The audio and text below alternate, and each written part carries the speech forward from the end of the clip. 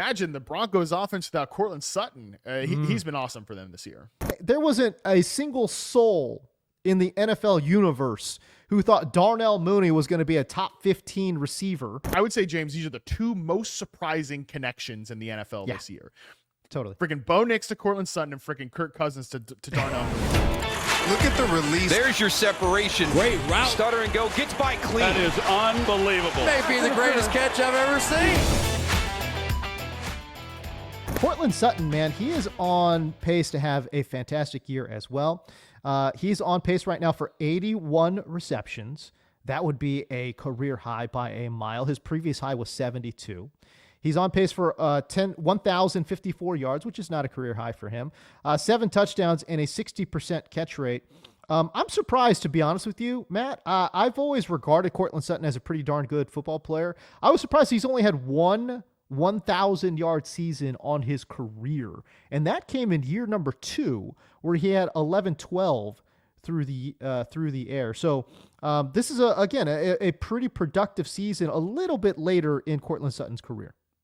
Yeah, absolutely. And, you know, I remember thinking about this, and I know I joked about it on Twitter at the time, that when Sean Payton came to New Orleans, there was like a headline that went around where it said, you know, Sean Payton is having Cortland Sutton study Michael Thomas film to kind of get the reps down as what it meant to be an ex-receiver in his offense. And, of course, this got memed to death because, you know, Cortland Sutton was coming off some down seasons because he took a minute to come back from a torn ACL after that. Yeah. It was like very early. He was not the same player.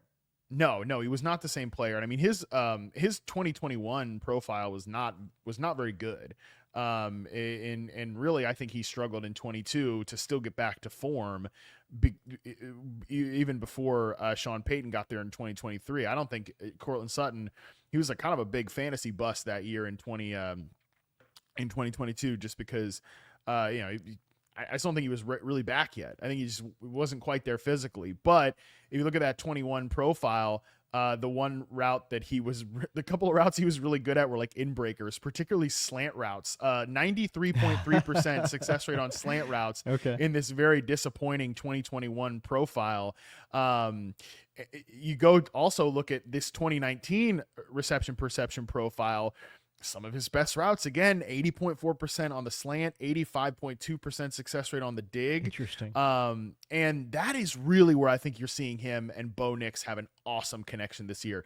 You could have probably given me 50 guesses before I'd ever imagined that one of my favorite like quarterback to receiver connections on the year was going to be, you know, Bo Nix and freaking Cortland Sutton. But I love watching these guys play football. Like we kind of talked about it a little bit with Devon Bailey when we talked about his RP in season data. But dude, I mean, these think slants and digs. I want you to go back and look at the Troy Franklin RP profile from his prospect profile. That was like the 2 routes he was no good at. He can't run over the middle of the field because of size and stuff like that. And that was Bo Nix's number 1 receiver. And I think Bo Nix, it was like craving for like a big body that he could work with over the middle. And now he's got 2 of these guys in Sutton and Vele. And Vele is like kind of the power slot, and Sutton's just a traditional X receiver. I think just so cool that he's gotten back on track here, because this 2019 profile for Sutton was sick. You know, really, really good profile there. It's like just a true X receiver who I actually was kind of skeptical about from his rookie season RP data. He was definitely one of these kind of like big year 1 to year 2 jumps in RP. So that's been cool to see like Sutton get back on track here. He can obviously win downfield in tight coverage. Just another thing, like Bo Nix did not have anybody he could trust to do that with in college. Now, again, he's got 2 guys here in Sutton and Vele. I just think you can tell he loves playing with these big bodied receivers who run over the middle of the field. And Sutton, 85% success rate on digs. That's an awesome number from that 2019 profile. You saw him running the in breakers and the slants, which again comes back to the Michael Thomas stuff as Sean Payton's ex receiver. Pretty cool stuff here. I think he's been a perfect fit for the offense, and he's been a perfect fit for Bo Nix. So Sutton, at different times, like I think his career was kind of on the ropes, and at different times was like a trade candidate potentially in Denver. Yeah, cut candidate too. And cut candidate. I mean, I thought there was like times something like dealing him for a day 3 draft pick to the damn Panthers or something Crazy. at times. And it's like, man, imagine the Broncos offense without Cortland Sutton. He's been awesome for them this year. Yeah, Cortland Sutton has been a victim of some bad luck too, right? Like he ran into the Drew Lock years, right? Like that never worked out. And then he got a year of or less than a year, I guess, of Nathaniel Hackett and Russell Wilson, which is really funny to think about right now. But and then Russell Wilson too. You know, it was kind of a rocky relationship, I think, with Russell Wilson, pun fully intended. But you know what, though? Yeah. It's like he also fits in the ways that Russ kind of works with George Pickens, like I mentioned earlier, where talk about those slants. Yeah. You can work to Sutton, big body on the slant routes, quick hitters. Don't get him don't go too far over that middle of the field. Russ don't want to throw over that middle of the field, but also like the 9 routes, the moon balls down the field. That's a good fit there too. Yeah, no, and I think that's where Cortland Sutton's game has kind of sort of gotten back to form. At the age of 29, like down the field is where he's looking really, really nice right now. And obviously Bo Nix has done a great job. By the way, I mean, again, got to give Sean Payton his roses, man. Because again, it's like so many people were so quick to throw dirt on his grave. You're right. Like people were memeing the crap out of him studying Cortland Sutton studying the Michael Thomas stuff. But to your point though, Matt, like I think Sean Payton looked at this player and was like, well, yeah, this guy's running slants really well. Let's just have him do more of that, So in an age where guys cannot figure out where to put wide receivers in places for them to succeed, Sean Payton, I think, has done an exceptional job of that throughout his entire career as well. So interesting stuff there for Denver and Sean Payton and Cortland Sutton. Okay, so finally, let's talk about Darnell Mooney. 711 yards. It's the 14th most in the NFL right now. And yeah, I get it. It's a down year, blah, blah, blah, for a wide receiver. Man, there wasn't a single soul in the NFL universe who thought Darnell Mooney was going to be a top 15 receiver from a receiving yard standpoint after 12 weeks of the NFL football season. This is truly I don't even want to say a breakout because he's already had 1,000-yard campaign, but it's kind of a nice return to form for Darnell Mooney here.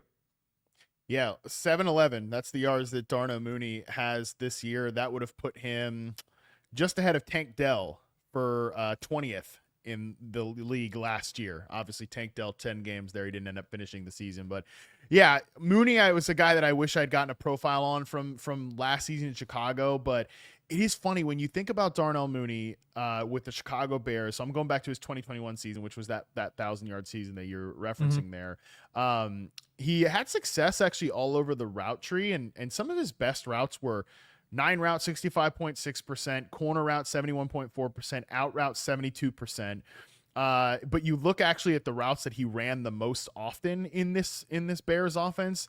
Yeah. Slant, screen, flat, curl, like relative to the NFL average. He ran those routes at a pretty high rate. So almost like the inverse of some of these routes that he's been good at. And I think the reason that is interesting is because, man, when you look at Darnell Mooney with the Falcons, he has been balling out of control on some of these deep outbreaking routes. Him and Kirk Cousins have a great connection, timing, and chemistry on out routes and corner routes. Some of those routes I just highlighted there, even like 9 routes, at times like he's thrown a pretty good vertical route to Darnell Mooney. And that's had, I think, a cascading positive effect on the course of the offense. Number one, when Kirk likes to look, even against too high, Mooney, I think, averages 2.7 yards per route run when there's 2 high safeties on the field, which is hilarious because like we're talking about these outs and corners and stuff, and Kirk is just totally willing. If there's if there's a shallow corner and a deep safety, F it, I'll throw it into that window. Doesn't matter because he likes Darnell Mooney. If he likes that look and he likes what Mooney gets pre-snap, he will absolutely go to that if it is the right read.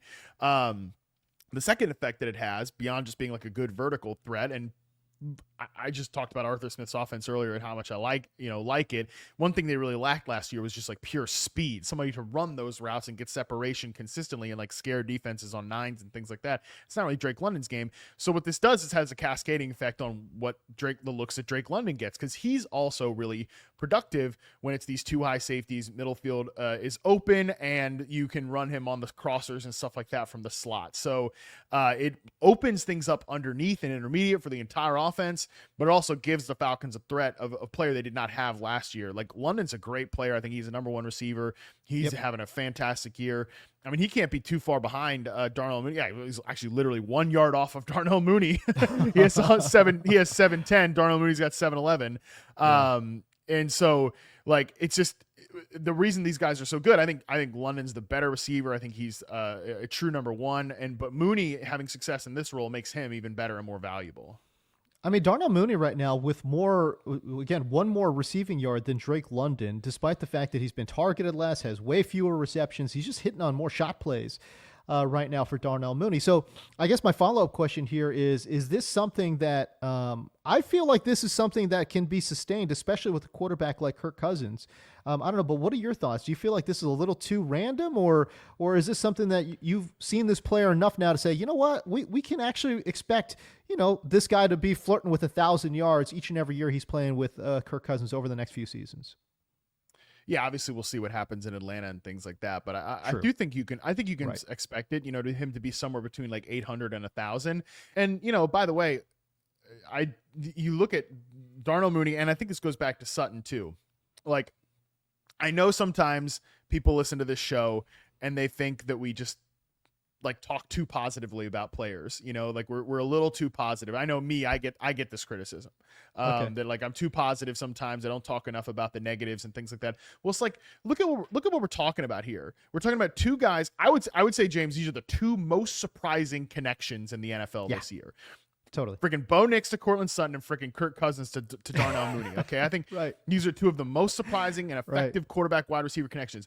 And a lot of it is because these like micro details in their profiles. Like, you go back to Sutton's 2021 profile. We're talking about a guy who's like 21st percentile success rate versus man as an X receiver. The initial instinct is just like, well, he's done. No, he's done. He's toast. Yeah. But we talk about Sean Payton identifying, okay, well, he can run these slants well, he can run these in-breakers well. Why don't we just lean into that more? Why don't we try to maximize him more in that way? Because guess what? The previous coaching staffs were not doing that. And I also think Sutton's obviously gotten healthier and better, but it's like the micro tiny detail in the profile there. With Darnell Mooney, same thing.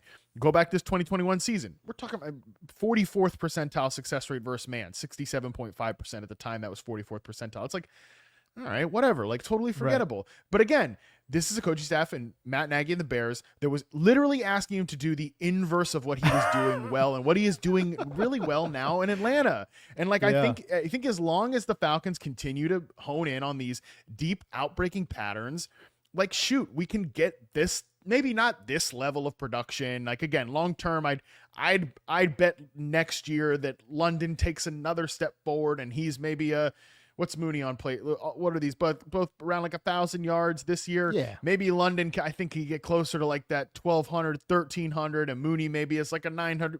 That's totally feasible. But still, the effectiveness of the role I think can still be there. And that's why it's like these micro tiny details of profiles really, really do matter.